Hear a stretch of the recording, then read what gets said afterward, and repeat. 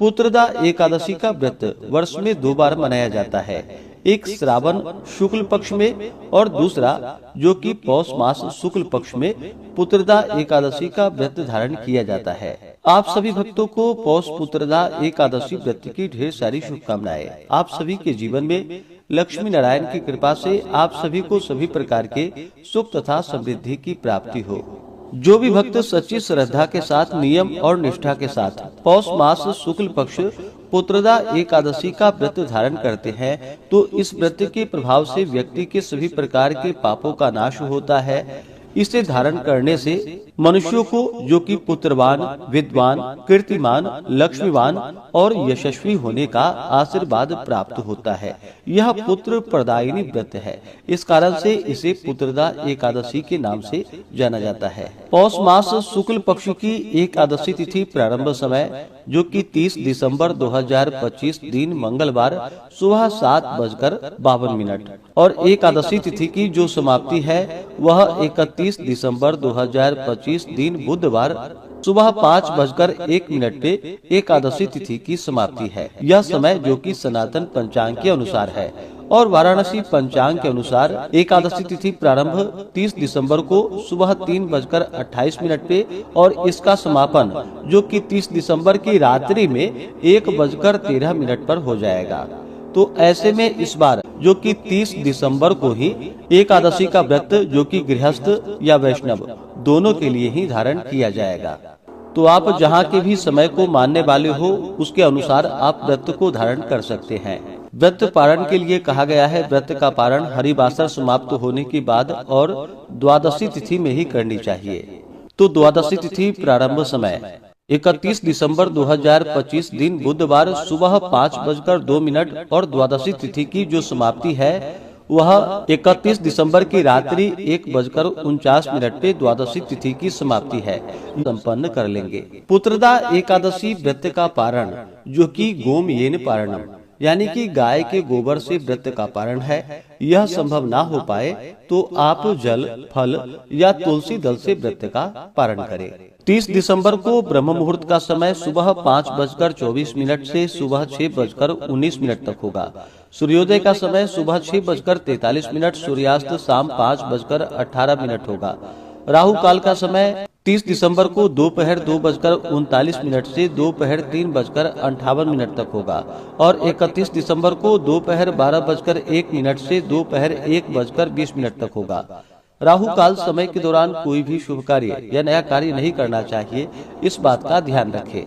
30 दिसंबर को प्रातः काल पूजा का शुभ मुहूर्त सुबह 5:51 से सुबह 7:13 तक होगा और शाम को पूजा का शुभ मुहूर्त शाम 5:34 से शाम 6:56 तक होगा। 30 दिसंबर को त्रिपुष्कर योग भी बन रहा है जो कि सुबह 5 बजे से लेकर के अगले दिन सुबह 7:14 तक होगा।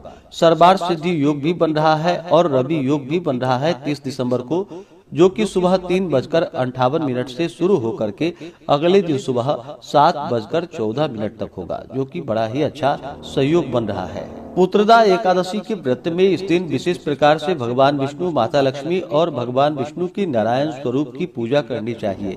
इस दिन भगवान का खास करके जो कि गंध पुष्प धूप दीप आदि से पूजन करे और इस दिन खास ध्यान रखे जिस गाय का बछड़ा हो उसी गाय के दूध से इस दिन भगवान की प्रतिमा को स्नान करवाना चाहिए और उसे प्रसाद के रूप में ग्रहण भी करना चाहिए। यह अवश्य ही कार्य को करना चाहिए। यह अनंत फलदायी माना गया है। इस दिन भगवान का पूरे विधि विधान के साथ गंध पुष्प धूप दीप आदि से पूजन करे, अनेक प्रकार के नैवेद्य आदि का भोग लगाए, जल से आचमनी करवाए, मुख शुद्धि के लिए पान पत्र, सुपारी, लौंग इलायची के साथ में अर्पित करे, द्रव्य दक्षिणा चढ़ाएं और फिर पुत्रदा एकादशी व्रत का कथा श्रवण करे, पुरुष सूक्त, विष्णु सहस्त्र नाम आदि का पाठ या श्रवण करे, भगवान विष्णु के स्तोत्र चालीसा आदि का पाठ या श्रवण करे तो यह अनंत फलदायी माना गया है।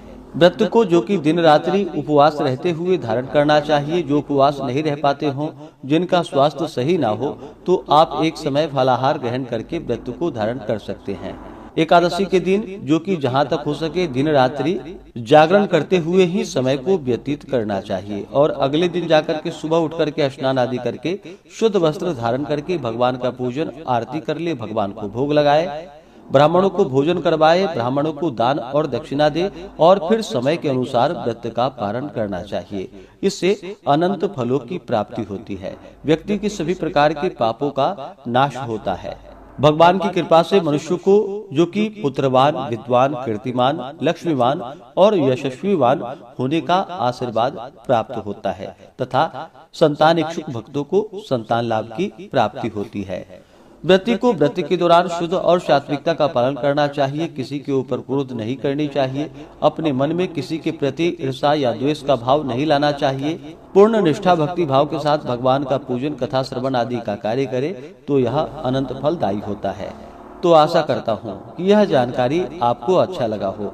इसी प्रकार से ज्ञानवर्धक जानकारियाँ प्राप्त करते रहने के लिए, व्रत पूजा के बारे में जानने के लिए, कथा को सुनने के लिए चैनल पे अगर आप पहली बार आए हैं तो चैनल को लाल बटन दबा करके सब्सक्राइब करें। साथ में बेल आइकन घंटी को दबाएं ताकि आने वाली वीडियो का नोटिफिकेशन आपको समय से मिलता रहे।